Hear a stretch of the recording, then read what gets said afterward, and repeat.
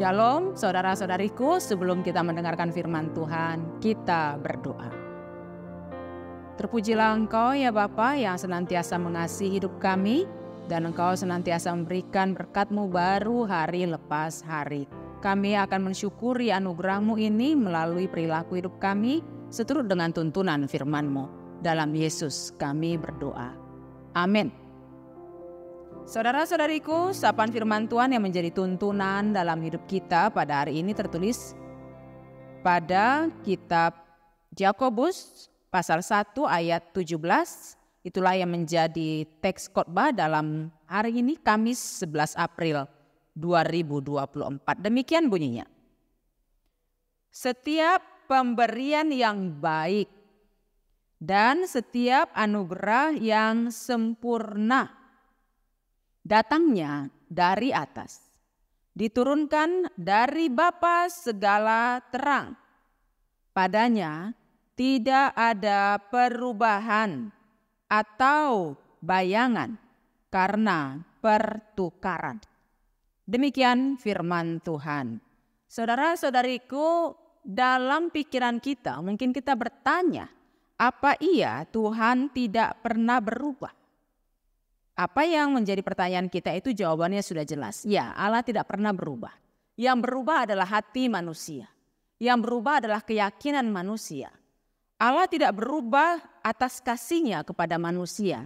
Yang berubah adalah keyakinan manusia, keraguan manusia. Apakah betul Allah itu masih mengasihi dia? Karena manusia sadar dia mempunyai banyak sekali kesalahan yang mungkin tak bisa lagi diampuni. Dia setiap kali selalu mengabaikan apa yang diperintahkan oleh Tuhan. Sehingga hati nuraninya sendiri merasa tak layaklah dia lagi menerima kebaikan Tuhan. Mana mungkin Tuhan masih mau mengasihi dia.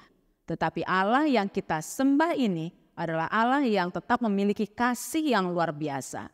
Dia senantiasa mengasihi kita, menunggu pertobatan dari diri kita masing-masing agar kita bisa kembali ke jalan yang benar.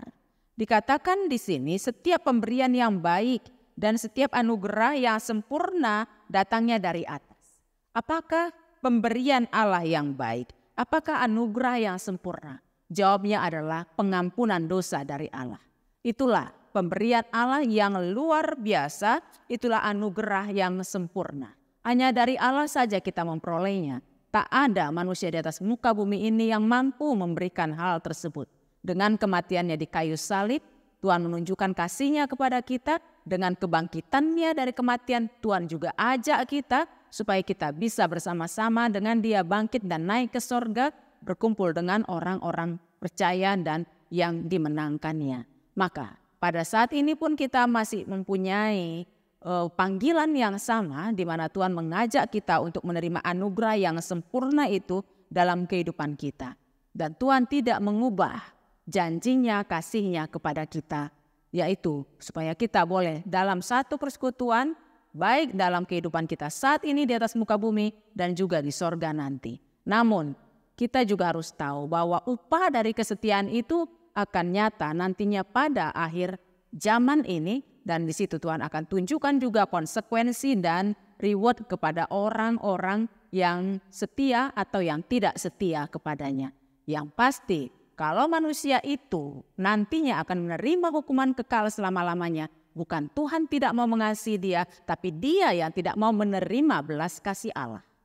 Kalau nanti suatu saat manusia itu harus menerima suatu hukuman yang luar biasa, bukan Tuhan tidak mengasihi dia, tapi manusia itu yang tidak mau membuka hatinya agar Allah masuk dengan penuh kasih di dalam dirinya. Itulah yang sesungguhnya. Allah kita tetap kasih, manusia itu yang berubah dalam dirinya, yang bebal dalam hidupnya, yang masih mau diperbudak oleh iblis. Saudara-saudariku, dalam satu hari ini mari lakukan kegiatan kita. Jangan mau menutup diri atas belas kasih Allah yang luar biasa besar. Dia mengasihi kita, dia tetap mengetuk pintu hati kita, memberikan kasih yang sempurna itu, yaitu keampunan dosa dan keselamatan kekal selama-lamanya. Lakukanlah perintahnya sebagai wujud bahwa kita menerima belas kasih Allah. Sebab dengan melakukan perintah Tuhan, maka belas kasih itu akan kita rasakan mulai dari dalam hati kita, kemudian terimbas kepada orang-orang di sekitar kita. Hati kita yang damai, orang di sekitar kita juga merasakan damai dan sukacita. Selamat melanjutkan aktivitas dalam satu hari ini. Rasakanlah anugerah Tuhan yang sempurna itu di dalam hati, pikiran, dan aktivitas kita sepanjang satu hari ini. Tuhan Yesus memberkati. Mari kita berdoa. Terima kasih Tuhan untuk anugerah dan kasih yang sempurna yang Kau berikan dalam hidup kami. Luar biasa kesetiaan-Mu untuk senantiasa mencurahkan belas kasih-Mu kepada kami. Namun tataplah kelemahan kami yang selalu mengecilkan besarnya kasih-Mu dalam hidup kami. Kami terkadang mau menyepelekan bagaimana Engkau begitu bersabar untuk menunggu kami kembali ke jalan yang benar. Satu hari ini kami mau Tuhan menikmati hari-hari bersama dengan Engkau. Waktu yang Kau berikan bagi kami akan kami lakukan seturut dengan kehendak-Mu. Biarlah seluruh jemaat-Mu yang beraktivitas pada hari ini ataupun seluruh jemaat-Mu yang sedang bergumul pada hari ini Kau kuatkan ya Tuhan. Kami kiranya mempunyai keyakinan bahwa Engkau senantiasa ada bersama dengan kami, memberikan belas kasihan-Mu agar kami kuat menjalani hidup kami ini. Ampuni dosa kesalahan kami, dalam Yesus kami berdoa. Amin. Anugerah Tuhan kita Yesus Kristus dan kasih setia Allah Bapa serta persekutuan dengan Roh Kudus kiranya menyertai dan memberkati kamu sekalian. Amin.